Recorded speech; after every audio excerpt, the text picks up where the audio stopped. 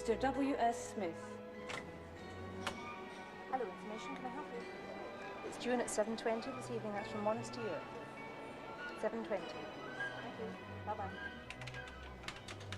Britannia Airways will all passengers travelling to Malaga on flight BY077 please proceed now to the International Departure Lounge through passport control. Ventures Aviation will all passengers travelling to Rossley and Lochgilphead on flight KB319 please proceed now. Last year, 2.5 million passengers used Glasgow Airport. Passengers of every nationality. Monsieur Boulin est prié de se présenter au bureau de renseignement au premier étage. Monsieur Boulin, s'il vous plaît. 2.5 million passengers probably means the airport had to handle more than 4 million pieces of baggage. The information desk on the first floor. Mr. Williams, please. At the check-in desk, every piece of luggage is weighed and given a label showing its flight number and destination. One portion is attached to the passenger's ticket as a receipt. Please proceed now to the International Departure Lounge through passport control.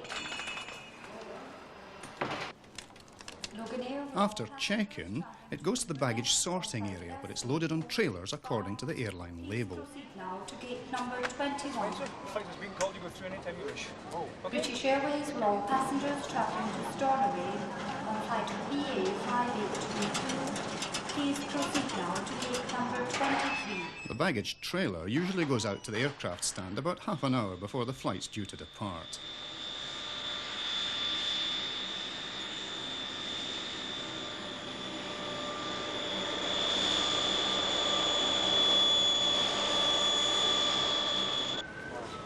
Unfortunately, the growth of international air travel has brought its own problems. A major concern of all big airports today is the security of aircraft.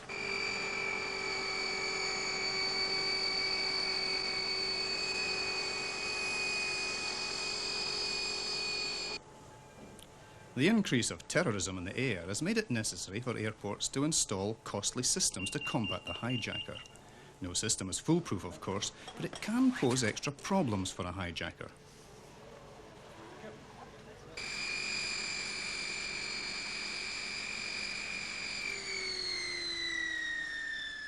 Most airlines today instruct their aircrew and cabin staff not to resist a hijacker in flight. It would expose the passengers to even greater danger, so prevention's easier than cure.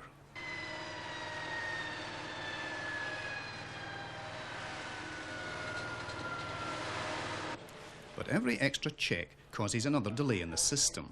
It adds to the cost of air travel, and it does nothing to help the airlines achieve their aim of a quick turnaround of aircraft.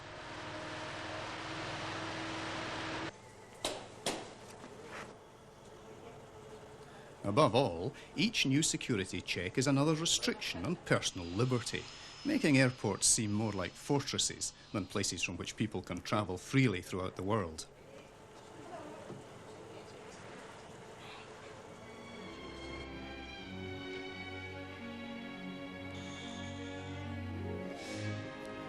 As each aircraft lands, work begins at once to get it back into the air as soon as possible. Time on the ground is money wasted.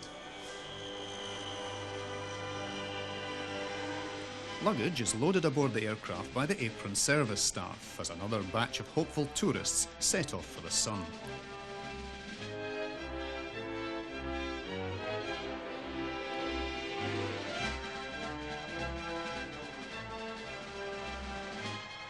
By the way, passengers' luggage is weighed so that it can be loaded aboard the plane in a way that doesn't upset its overall balance or trim.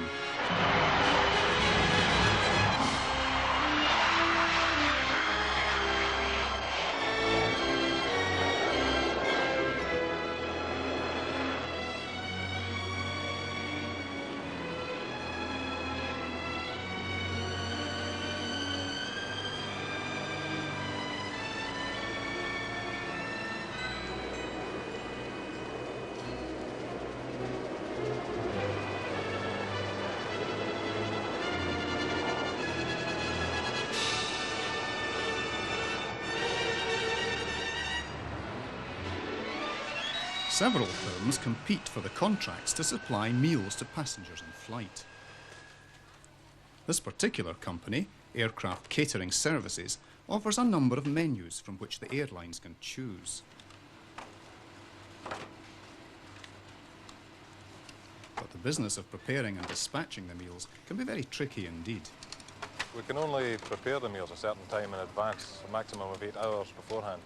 So if there are a lot of flights going on a Saturday afternoon, then it means that we are very busy on a Saturday morning getting ready for them, and we can't use any of the time on a Friday to prepare for them. Because of the hazards with deterioration of the foodstuffs, if the microorganisms have the chance to multiply, then we could have a problem of poisoning aircraft passengers if we get involved in it too early. The most common aircraft that we cater is a Boeing 737, which has 130 seats. So if we cater it from here to its destination and back again, that would be 260 meals. The biggest one we do is a DC-10, which has 380 seats. So for a round trip on a DC-10, it would be 760.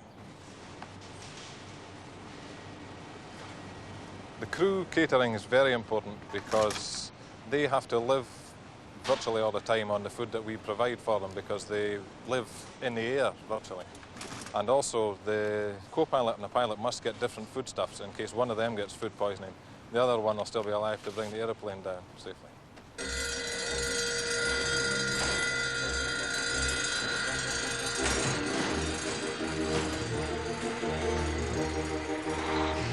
It's the very thing we all hope won't happen.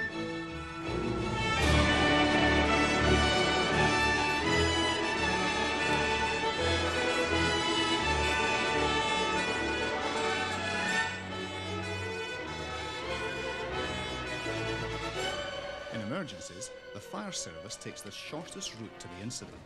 This needs close contact between the fire service and air traffic control. The two buildings are usually placed near each other. Glasgow's fire service reckons to reach any emergency in about 2 minutes.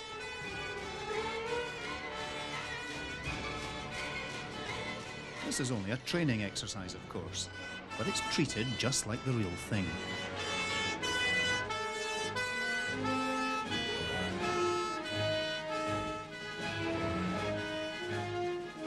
First priority is to save life. Passengers may be trapped inside. The team uses breathing apparatus. Another priority, prevent the fire spreading to places like the plane's fuel tanks. That could spell disaster.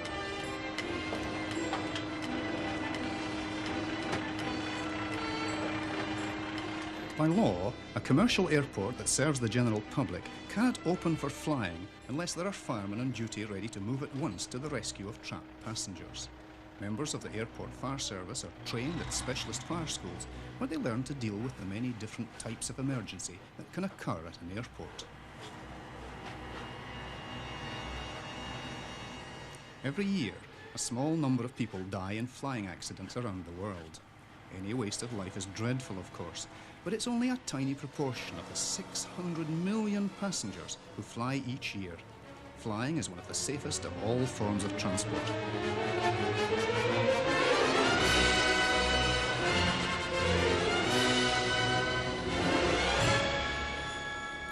Britain's air traffic control system is one reason why flying's so safe.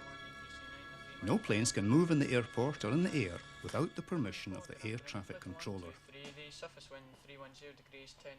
At the top of the tower is the visual control room. From here, there's a clear view of the runways and their approaches.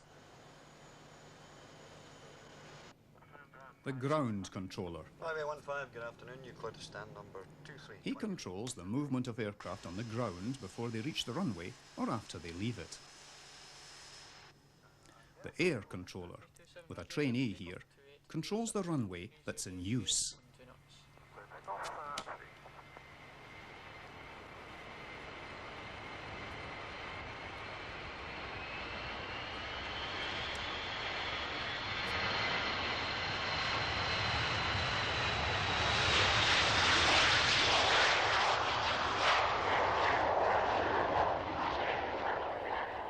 The job of the men and women in air traffic control is to organise the safe arrival and departure of flights to and from Glasgow, bearing in mind that aircraft use a lot of fuel which is expensive, So to do that as quickly and safely as can be done, using a lot of technical equipment which is provided by backup services, by telecommunications and the Met services and various ancillary organisations on the airfield.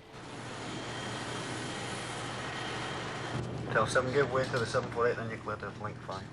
Tell 7, bud.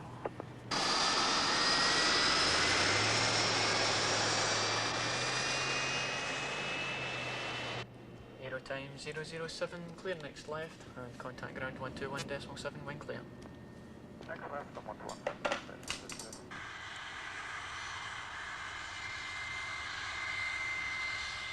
Midland 7 ready to start, any likely to be any delay? Thank you. Midland 7, you clear to start, the temps is +21.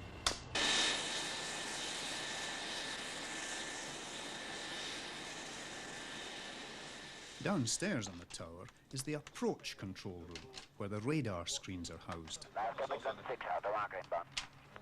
Midland 6, Roger, do you have the field in sight now? Roger. Roger, continue visually for landing clearance, contact tower 118.8. 188.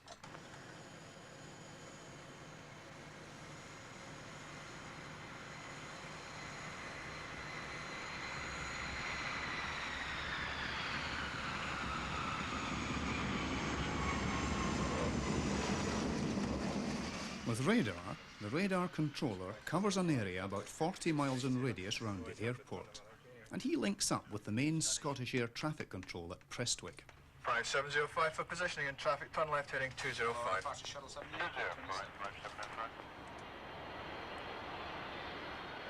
Air traffic control in many countries is based on the British system.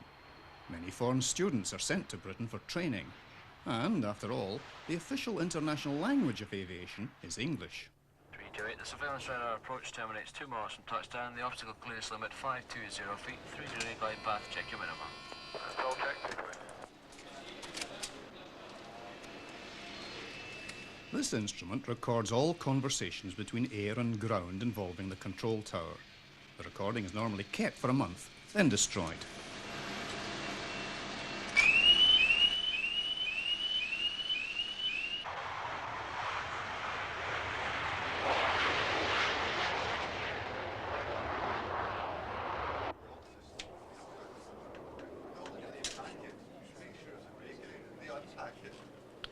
This is Glasgow arrival information, Papa.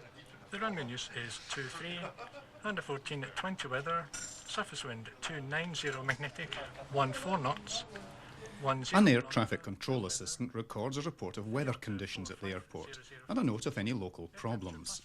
This message is automatically picked up by pilots as they approach the airport. The weather report itself is compiled by staff of the Met Office at the airport. They have their own instruments for recording wind speed, temperature and so on, and they update the reports every half hour.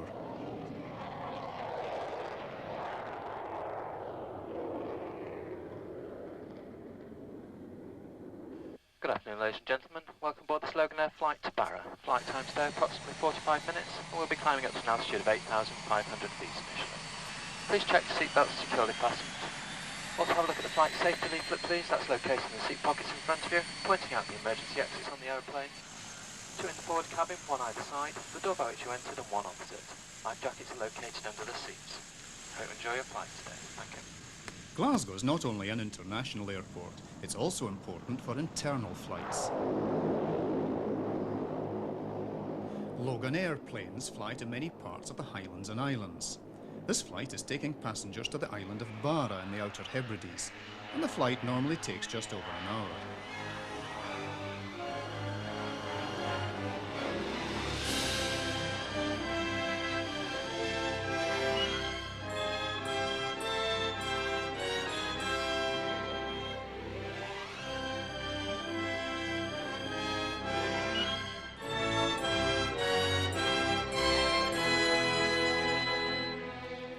By comparison, an overland journey from Glasgow to Barra would involve a road or rail journey to Oban, then a sea crossing in good weather of anything from 6 to 9 hours.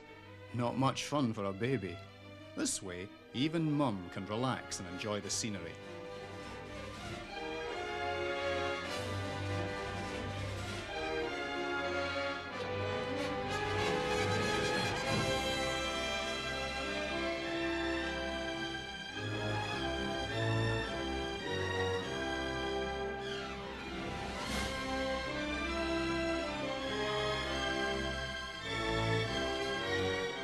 course, the airport at Barra is a very different story from Glasgow Airport.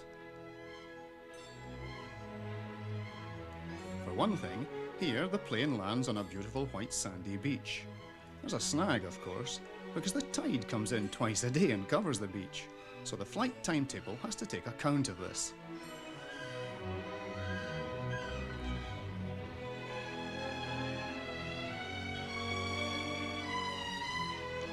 And sometimes even sheep and cattle have to be ordered off the runway.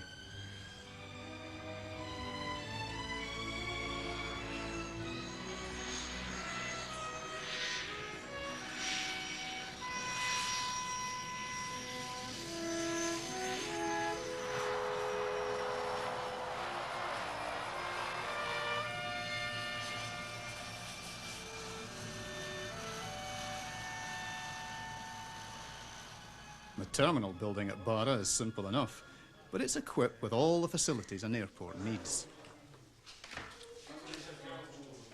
Do you have any baggage? 3, yeah. If you just put it on the scale one at a time.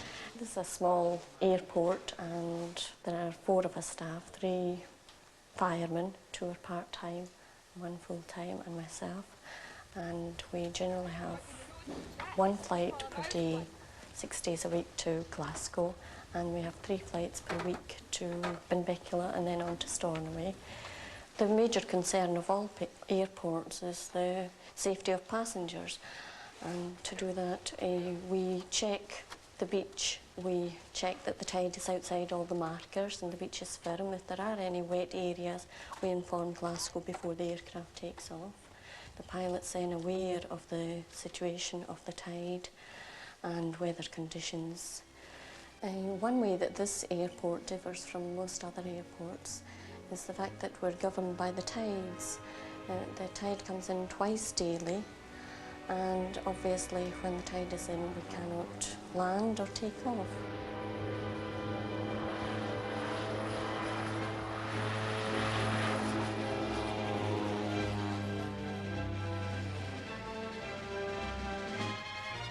The airport can even be locked up at night. What could be safer than that? You couldn't do that at Glasgow Airport.